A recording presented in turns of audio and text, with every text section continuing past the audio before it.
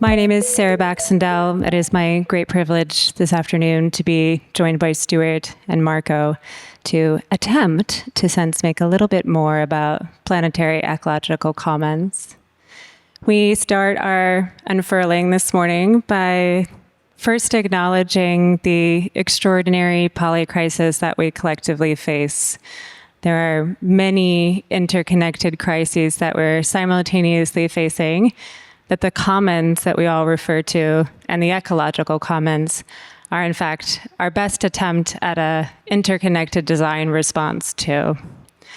Stuart, I know that the polycrisis is very core and fundamental to a lot of Buckminster Fuller's thinking. I'm wondering if you could start us today by grounding your work at the Institute and how the polycrisis affects this work. Thank you. Thank you, Tony. That was beautiful.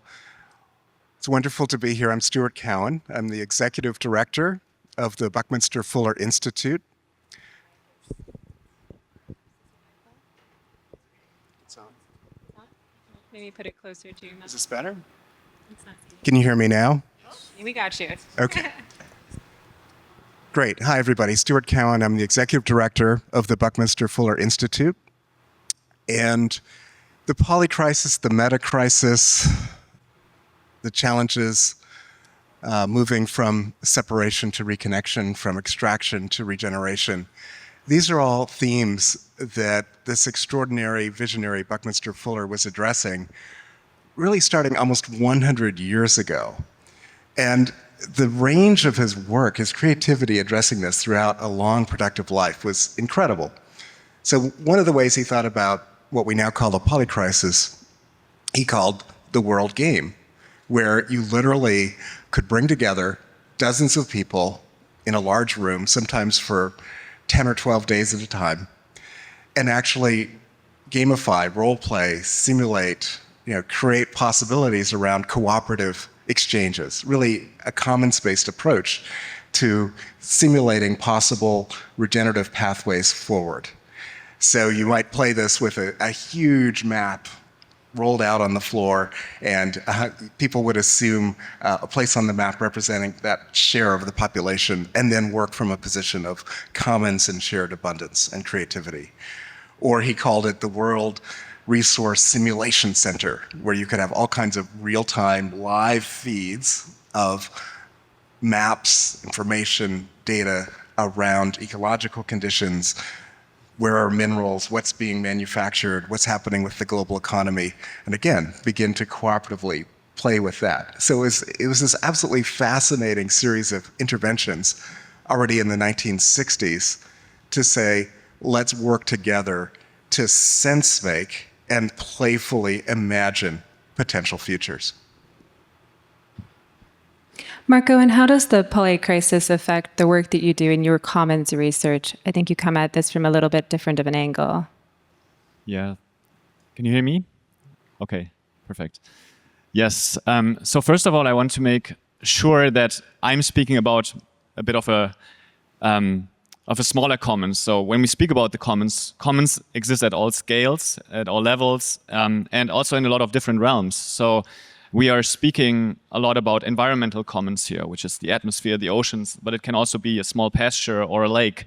And then we also have more and more developed the digital commons. And I think we are witnessing one of these digital commons here in the Internet Archive, which is a wonderful location to be in. But so where I want to anchor this with my example is the climate commons, the atmosphere. So in 2015, we had the biggest political achievement of probably all time with the Paris Agreement, where almost 200 countries came together and signed and committed to make their best commitments, their best contributions to solving the climate polycrisis, or the climate crisis, which is part of the polycrisis. In 2024, these countries for the first time came together and reported on their process. And for some reason, we failed, which is not really surprising. But what I want to highlight is the process we reported on our action, which is we submitted 170,000 pages of PDFs to 50 to 100 poor experts sitting in the UN and having to make sense of all of this. And my work is focusing on at least working on how we work on a more efficient process. So thinking about data standardization. And I've spoken today and yesterday to a few of you who are in this realm. So I feel sorry for the immense task that you're working on. So working on data harmonization, data standardization, and the digital infrastructure that is needed to make this data flow more automatically. And then the second step is to make sense of data, because humans are very bad at dealing with numerical data. Like if we were to magically create a magic dashboard that gives us the state of our climate crisis at the moment, it would still be really hard for decision makers to act upon that, because we see numbers and we see, oh, we're this far off target. But thinking about how do we make this actionable is something we don't spend much effort on. And I think that is one thing I want to highlight here for this audience as well.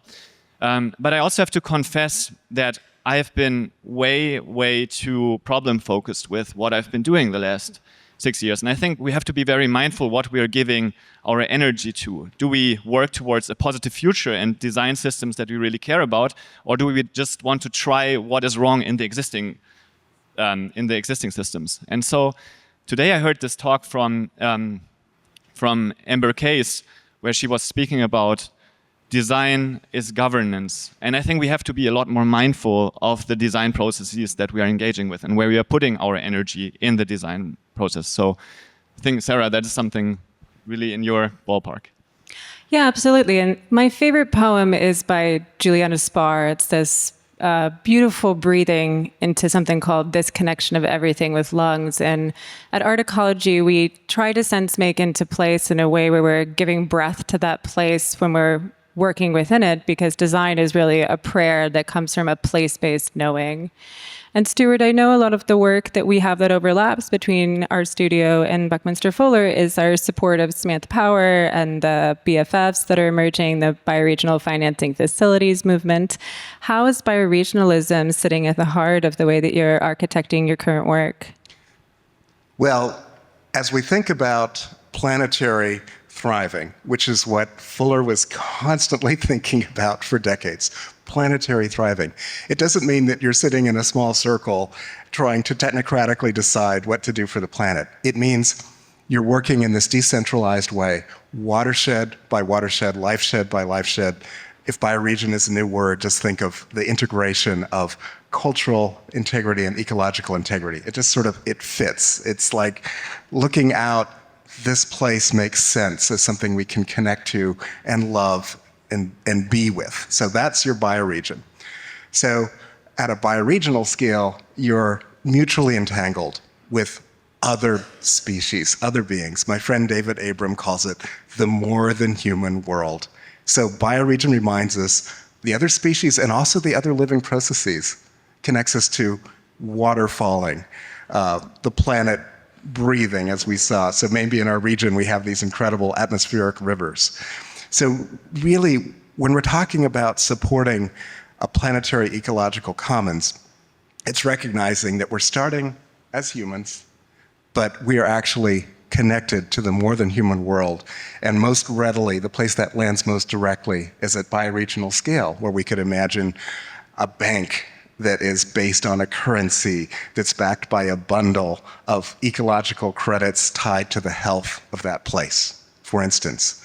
But then bioregions are interconnected and mutually entangled as well, out to this vast living process we call Gaia, the entire planet as a living process. And that's extending into deep time, extending out to biogeochemical cycles, so that all those living species are also interacting with rock and ocean and the fundamental living processes.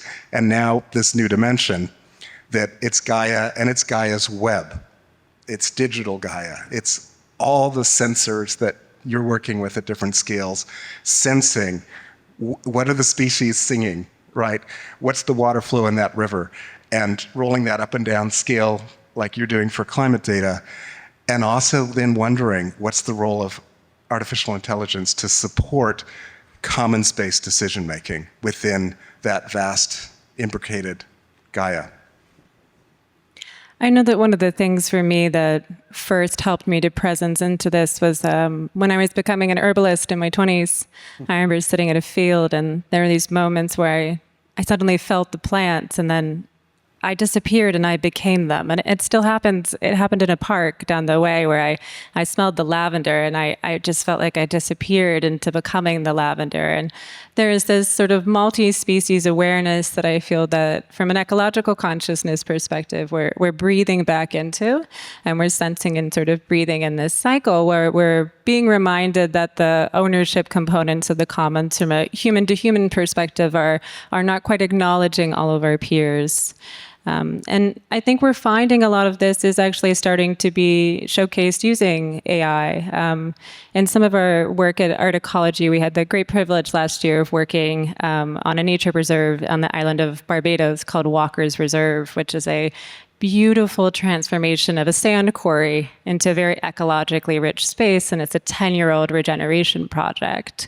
And we were finding as we were going through all of the species information that one of the means by which we were most able to tell the health of the ecosystem, looking at it from an umbrella species perspective, using the framework of ERA Brazil's umbrella species biodiversity methodology, was looking at the responses of the BirdNet AI sensors and how many voices of the birds that we were finding were coming, and when those birds were concentrated really reflected the bird flyways up the American continents. And so when you're in places like this, there's this vast sense making that happens with these data sets. And a great colleague of ours, Austin Wade Smith, has coined this framework, ecological institutions, that starts to say, how do you take technology to sense make the breath of place?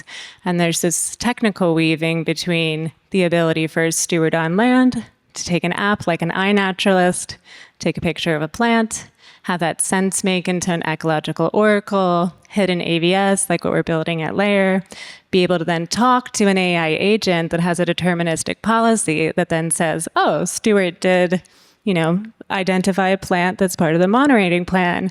We should distribute rewards.